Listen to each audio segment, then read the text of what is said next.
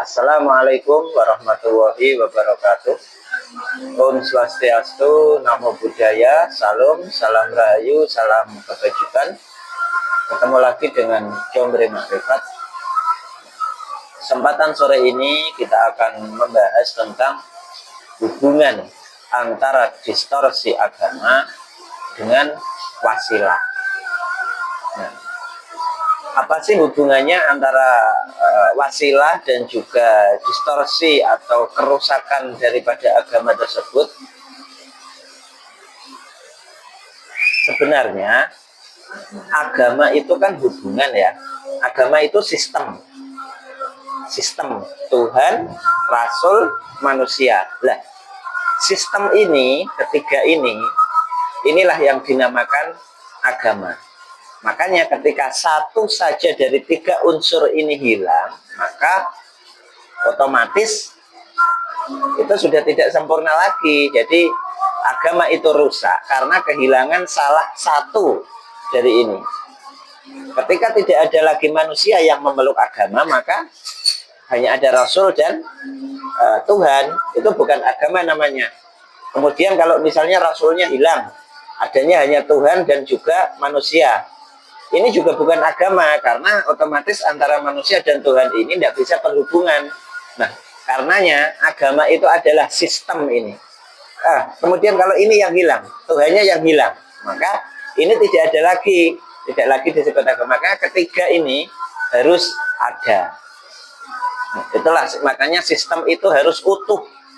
Makanya jika di dalam Islam itu atau dalilnya itu kan mengatakan udkhulu fisilmi, masuklah kamu ke dalam Islam secara utuh. Secara utuh itu maksudnya ya manusia ini punya Tuhan, dan untuk menghubungi Tuhan itu juga lewat Rasul. Nah, itu. Nah, mengapa harus lewat Rasul? Karena Rasul ini sebagai penunjuk jalan istilahnya. Kalau misalnya kita piknik ke Borobudur misalnya, kita kan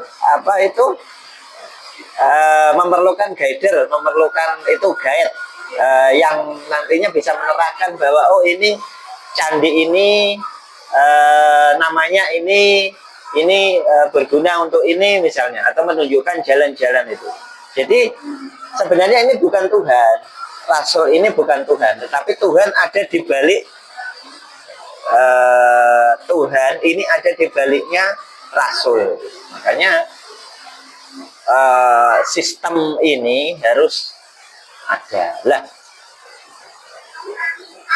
tadi kan menerangkan tentang tema kita kan hubungan ya, hubungan antara Rasul dengan distorsi agama. Makanya ini banyak kasus-kasus bermunculan ini juga karena manusia beragama sekarang ini tidak lagi punya kiblat. Sementara Tuhan itu kan gini ya, Tuhan itu kan sifatnya kodim. Kodim itu metafisik, maha metafisik lah. Fungsi atau Rasul ini sebagai penerjemah dari bahasa Tuhan yang kodim tadi, yang metafisik tadi, diterjemahkan ke dalam bahasa manusia. Jadi yang ada hubungannya cuma ini, Rasul dan manusia ini. Nah, kemudian Tuhannya ada di balik ini. Jadi kalau mau kita melompat atau potong kompas seperti ini tidak bisa, mustahil. Karena untuk berhubungan dengan manusia saja yang jaraknya sudah tidak terjangkau oleh indera, misalnya jarak 2 kilo misalnya, itu saja kita sudah tidak bisa manual, misalnya memanggil secara langsung sudah tidak bisa. Butuh alat bantu, misalnya pengeras suara, atau kalau zaman dulu butuh pager, atau kalau sekarang HP atau WA misalnya, kan mestinya seperti itu. Jadi fungsi daripada Rasul itu sebagai ini relay ya. Ya. Makanya tidak heran ketika di video saya yang sebelumnya ya itu kan tentang bahwa Islam itu sudah tidak baik-baik saja. Itu karena memang manusia sudah tidak lagi bisa mengakses kalam kodim. Jadi umat beragama sekarang ini tidak bisa mengakses Tuhan karena tidak mengakui adanya Rasul ini. Sementara kita masih ngotot saja bahwa ya bisa berhubungan langsung dengan Tuhan karena Tuhan itu maha kuasa, maha mendengar dan maha segalanya lah. Iya benar, Tuhan itu maha mendengar.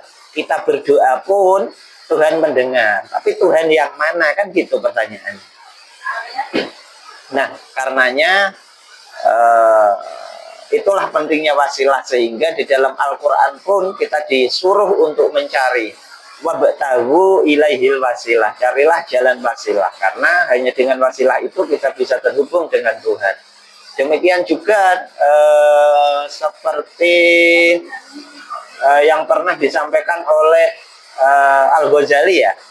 Nah, Al-Ghazali itu kan juga menerangkan tentang pencarian wasilah itu, pencarian guru spiritual istilahnya. Ya, mencari guru ini tidak mudah, sulit, makanya sampai Al-Quran pun menyuruh untuk mencari, dan jika sudah ketemu, kita disuruh untuk wajah itu bersungguh-sungguh, wajah itu wisabilahi, bersungguh-sungguhlah di jalannya, kan seperti itu. Al-Ghazali lebih ekstrim lagi menerangkan bahwa mencari guru ruhani itu laksana mencari jarum dalam tumpukan jerami. Ya, sulit sekali, jarum yang kecil kemudian kita harus mengorek-ngorek jerami yang pokoknya susah lah, intinya susah. Tetapi guru ruhani itu ada, sesulit apapun itu ada, karena itu wajib ada. Itulah yang sekarang disebut mursyid, atau jika zaman dulu disebut rasul, di akhir zaman disebut al-mahdi atau mesias atau Isa al-Masih. Itulah sosok yang sama. Karenanya mari kita sama-sama berusaha sekuat tenaga untuk mencarinya, dan jika sudah ketemu maka bersungguh-sungguhlah, genggamlah ia, gigitlah dengan gigi geraham, kan begitu istilahnya ya, agar tidak lepas. Karena sulit sekali ketika sudah ketemu itu, untuk mengikuti saja itu sulitnya minta ampun. Sampai Nabi Musa pun gagal untuk berguru dengan Khidir ya. Zaman dulu diceritakan kan Khidir, Nabi Musa itu karena saking sulitnya, sehingga orang dulu itu mengibaratkan itu sebagai titian itu apa ya, jembatan yang kecil sekali, sekecil rambut, dan itu masih rambut yang sekecil itu masih dibelah lagi menjadi 7. Itu entah sekian mikron, itu tidak tahu itu ukurannya kira-kira. Yang itu sangat mustahil. Makanya ketika sudah ketemu dengan guru ruhani, ketemu dengan mursyid, ketemu dengan guru spiritual, atau ketemu dengan Al-Mahdi atau Isa Al-Masih atau Rasul, apapun sebutannya, maka jagalah betul-betul, berjuanglah betul-betul agar kita tidak terpeleset, karena itu pasti akan bertentangan dengan pikiran kita. Seperti dulu dikisahkan tentang Nabi Musa itu kan, ketika berguru dengan Khidir, itu cuma 3 step loh, cuma 3 kejadian. Itu saja Musa sudah oleng, padahal itu kelasnya Nabi Musa, apalagi kita yang combre-combre macam ini kan. Karenanya mari kita sama-sama berusaha, kita sama-sama belajar. Jadi ini tentang praktek Thariqah Naqsyabandiyah Khalidiyah Nusantara. Nantinya jika mau serius ingin belajar dan mendalami tentang ilmu ini, bisa menghubungi admin. Akhirnya ilahi anda maksudi waridhaka matlubi. Wassalamualaikum warahmatullahi wabarakatuh. Waalaikumsalam.